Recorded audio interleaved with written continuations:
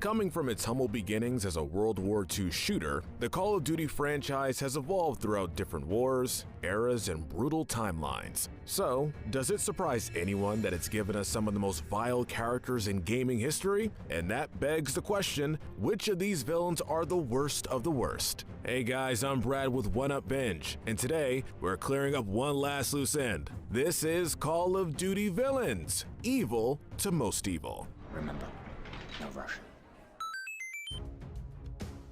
Oh, this may go without saying, but, spoilers and stuff. So, let's start with the least vile villain, and then begin the descent towards the most ruthlessly evil. Starting off with the least evil is the main villain of Black Ops 3, Corvus. Created by accident by the CIA during its human testing with the new DNI system, Corvus was born to a tumultuous start, releasing Nova gas on the scientist who created them. Throughout the story of Black Ops 3, he tries to help the player and even creates a simulation for them to live in. Oh, how nice. Not all that glitters is gold, however, and during later parts of the story, he causes the deaths of multiple soldiers, even forcing the player to kill some themselves. And while Corvus is not seen as malicious, just wanting to learn about his creation and why he was alive, things take a turn for the worse when he's told that he was created by accident and you're forced to kill him. It's remarkable how sad this AI story is. Moving on to Javier Salazar from Black Ops 2. Javier was a double agent in both the Navy SEALs and the terrorist organization Cordis Die in the year 2025. Although he did commit a few treasonous acts, such as letting Raul Menendez free from the interrogation room, he never commits any truly heinous acts himself. He even said he was against unnecessary bloodshed if Menendez shot Briggs. It's safe to say that even a double agent like Salazar can still care about his teammates. He's only here to help. Next on the list is Daniel Clark from Call of Duty Black Ops. Once a renowned professor who couldn't get funding due to his political beliefs, would later go across Russia and meet up with Nikita Dragovich, who offered him a job. Daniel would help refine the Nova 6 gas, for him, only to be finished off by Nikita, a burning scar in this cold, cold war. Next is Viktor Zakayev, the tracksuit-wearing son of the infamous gun runner Imran. Well, I got a plan to find him. I'm listening. Daddy's boy. All he wanted to do was help his father as an ultra-nationalist, even driving President Yasser Al-Faluni to the location where he would be executed. But he never chose to do this for any other reason than to help his father, which begs the question if he actually meant to go down this path in life. Hailing from a criminal underworld, next up is Hades from Infinite Warfare. Hades grew up in a technology-fueled world. He despises all kinds of tech and vows to bring the world back to a time before technology. While he does take hostages in Nicaragua and blows up some nuclear reactors, it is later revealed he was hired by Jonathan Irons. With his dying breath, he gives protagonist Miller the evidence he needs to incriminate his employer, showing that he might not be as bad as he's believed to be. The sleeper agent awakens, and it's Akil Min Raya. He was a sleeper agent controlled by the SDF and left on Earth with a transmitter in his stomach. He, under orders from Salen Koch, hacked into the Earth's planetary defense system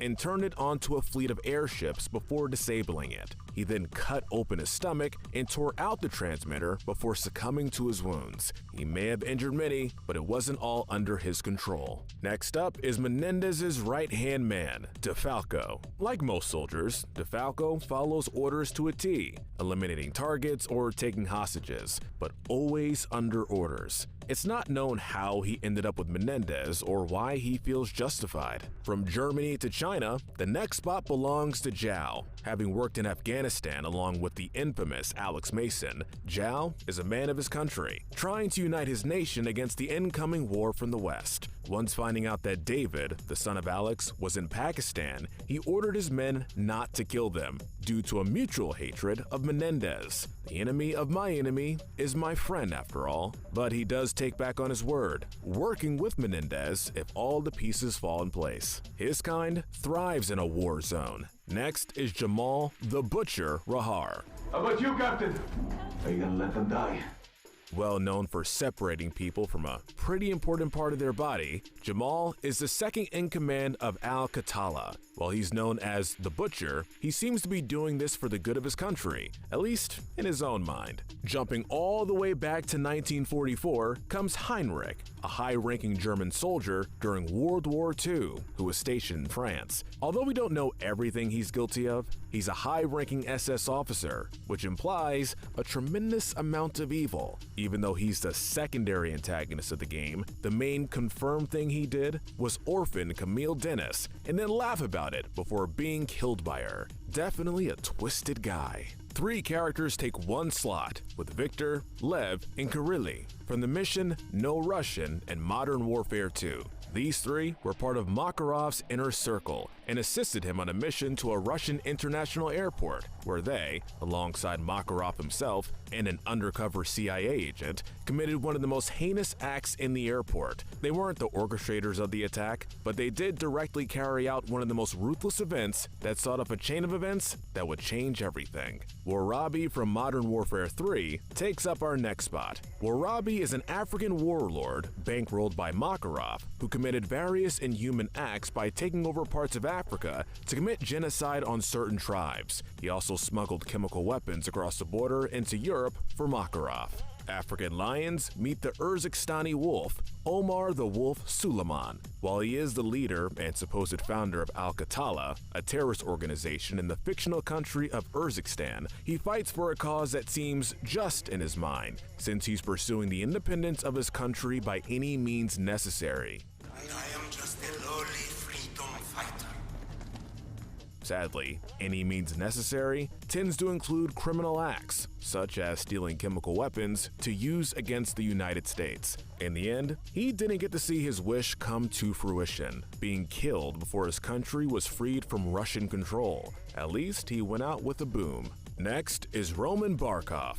Barkov serves as the main antagonist of the rebooted Modern Warfare game that came out in 2019. He grew up with a reading disability, and the only thing he was good at was cooking. He eventually became a high-ranking soldier and started doing direct attacks into Urzikistan in an attempt to annex the country. Through the entirety of the game, he made himself the new king of Urzikistan and believed that everything he was doing was correct. He thought he was the savior of Russia, and up until his final moments, he believed that he was in the right the entire time. Ghost or Ghost Eliminator. Next up is Gabriel T. Rourke from Call of Duty Ghost. Gabriel fits on this list in a special way, thanks to the fact that he used to be a good guy when he was younger. Along with Elias, he was part of what would eventually become the Ghost program. However, when Elias had left him behind, he was kidnapped by the Federation and brainwashed after months of torture. So that puts his actions in perspective, since while he wanted revenge on Elias, he also got brainwashed, and that means that not everything he did was of his own volition. Sadly, he still did some horrible things, like shooting Elias in front of his sons or blowing up a skyscraper with people inside. He did horrible things, but how many were his fault is really up to debate. From one type of brainwashing to another, here is Salen Koch. Salen Koch is played by Kit Harington and is the main villain of Call of Duty Infinite Warfare. He was born on Mars in a section controlled by the Settlement Defense Front, and grew up ingesting their propaganda. Throughout his life, he worked for the SDF and eventually ended up as a high-ranking soldier under their employ. He blew up multiple ships as well as a few military bases, and his body count is in the hundreds. However, he does seem more conscious of his actions than Rourke was, even ripping out the oxygen tank of a soldier and telling his men to finish them off without bullets. He even tells Wolf that empathy would get him nowhere, and that due to his lack of empathy, he's the better soldier,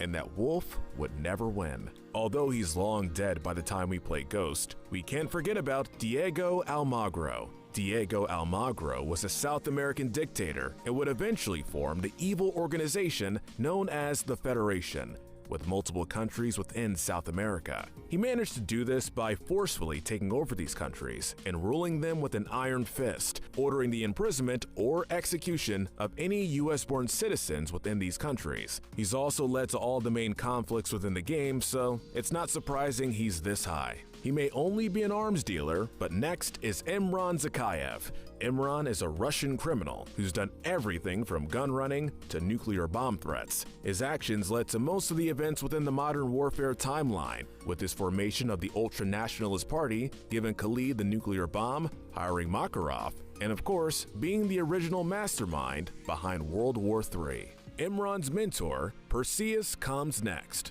Perseus is the main villain of Call of Duty Cold War, the latest in the series, and while he hasn't had much screen time as of yet, we do know a good deal about him. Perseus is a Soviet spy who runs an underground ring of spies, who also use the cover name Perseus. Perseus's whole goal is relatively simple. He wants to undermine and destroy the power that the US holds, to make the Soviet Union the world's only superpower. He's also credited as being the one person to radicalize Imran Zakhaev and make him the terrorist that he is. It's no surprise that the new guy ranks this high.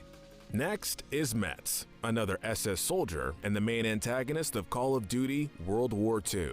He's the director of a German labor camp where he abuses prisoners. In the end, he's killed while actively executing prisoners in the woods, guilty of some of the worst crimes against humanity. Although many of the other villains on the list have higher death counts, the fact that Metz committed these acts so personally makes him especially vile. And though he's a fictional character, the fact that people like him existed in somewhat recent history is terrifying. Moving on to Dr. Friedrich Steiner. This is a German scientist that defected to Russia during the events of World War II and prior to the events of Call of Duty Black Ops. Now, he may not have the kill count of Salem Koch, but he is much less ethical. Steiner created the infamous Nova 6 gas that could kill someone exposed to it within 10 to 20 seconds. This dirty chemical weapon was originally going to be used by the Germans in the Second World War and the Soviets during the Cold War. It was during the Cold War that it was tested on multiple Soviet soldiers, American prisoners, and even Vietnamese citizens. Steiner not only created the famed gas, but he helped create the sleeper agents that would release the gas, including Alex Mason. In addition to all of this, only jumped ship to the Soviet Union because Germany lost the war to ensure that he would not be killed. And he's also a massive coward, begging for his life to be spared by the Americans even after all the things he did while working under Project Nova. The good thing is, his comeuppance was swift at the hands of Alex Mason. From chemical terrorism to nuclear terrorism, here comes Khaled al-Assad. Khaled is well known for committing a violent coup d'etat against the Saudi Arabian president, Yasser al-Fulani, and executed him live on screen for hundreds to see. He did these things under the orders of Makarov. It was violent for violence sake. He was the one who pressed the button on the nuclear bomb that wiped out 30,000 people when they got close to finding him. Although he was just a pawn in a larger game, much like Steiner, his actions ended in more deaths than Steiner's, and he got to hurt more people than Steiner did, and in a much shorter time. From one of Makarov's henchmen to another, next up on our list is Viktor Volk Krashenko. Viktor has a lot in common with the previous two entries. He's one of Makarov's workers and had created multiple chemical weapons prior to and during the events of the game. The reason Volk is above Khaled and Steiner is due to the fact that not only did he create the powerful weapon that would harm so many people in France and other parts of Europe, but he was the one who actually smuggled the chemical weapons into Paris to later be used. He also doesn't seem to care about human life nearly as much as some of the other villains. He may still be a pawn, but one who reached the edge of the board. Moving on to Nikita Dragovich. Dragovich is the mastermind behind Project Nova and is the one who hired Frederick Steiner. Dragovich's only terrible act is not just Project Nova, he was also a small villain in World at War, having allowed Reznov's crew to be decimated at the massacre of Red Square, then took the remaining ones and tested Nova 6 on them. He wanted to destroy the US internally by using sleeper agents and threatened chemical warfare. He never gives us solid reasoning behind what he does. Maybe he just feels like it. Man, what a psycho. The next one on our list is Russian baddie Lev Krashenko. Lev Krashenko might not seem to fit this high on the list, but throughout both Black Ops and Black Ops 2, he committed many heinous acts on not just American soldiers, but also civilians and his own men. Originally, he was under the reigns of Nikita Dragovich, but after the death of his superior officer, he was alone and able to do what he wished. He was described as being a dog without a leash and went off and murdered as he pleased with no real reasoning. Our number 4 spot for evil goes to Jonathan Irons, Kevin Spacey's character in Advanced Warfare. Irons starts the game looking like the hero, even offering the main protagonist a job at Atlas. It's not until later that it's revealed that he's actually the bad guy. He offered terrorist jobs so that Atlas can clean up and look like good guys. All Irons wanted was power. A true sociopath. The Bronze Medal of Evil goes to none other than Raul Menendez, leader of Cortes Die. Growing up in the tumultuous Nicaragua and witnessing the American-paid Contras destroying his country, he grew up hating America and its ideals. He eventually starts to arm anti-American rebellions. This got the attention of the United States, and this leads to the accidental murder of his sister, Josephina, by Frank Woods. He forces Frank Woods to kill his friend Alex Mason, murders Hudson in front of him, and kidnaps David Mason. In the future, he forms a massive, anarchic, cult-like following with Cortes Die. He hacked into the Chinese stock market to force a war between China and America. He even wins in the end if he dies, since with his death, Cortes Die starts to tear apart America. He lived a tumultuous life, and to many, died a martyr. The Silver Medal of Evil may not surprise anyone because it's Lieutenant General Shepard. Shepard is the main antagonist of Modern Warfare 2 and is trying to avenge the deaths of the 30,000 soldiers dead at the hands of Makarov and the Four Horsemen. Throughout the story, he's seen as your commanding officer and the hero the world needs in these dark times. However, towards the last third of the game,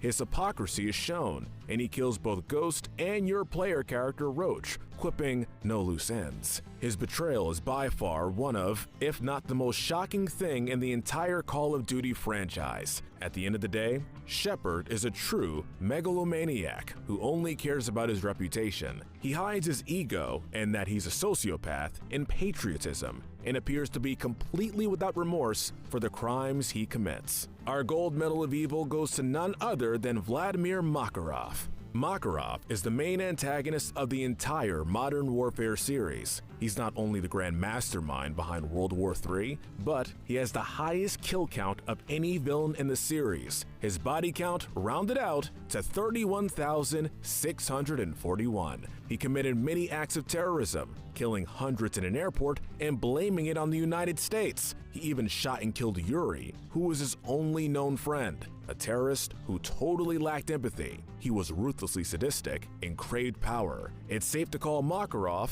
a genuine psychopath. He has no morals, doing everything he does to make Russia the #1 world superpower and almost succeeding before getting killed by Captain Price. In his own words, it doesn't take the most powerful nations on Earth to create the next global conflict, just the will of a single man. All right, you guys are up. What do you think? Who's the most evil Call of Duty villain? Let us know in the comments section below. Don't forget to hit that notification bell and binge our Good to Evil playlist, where we break down the morality of the characters in your favorite games. But most importantly, remember, no Russian.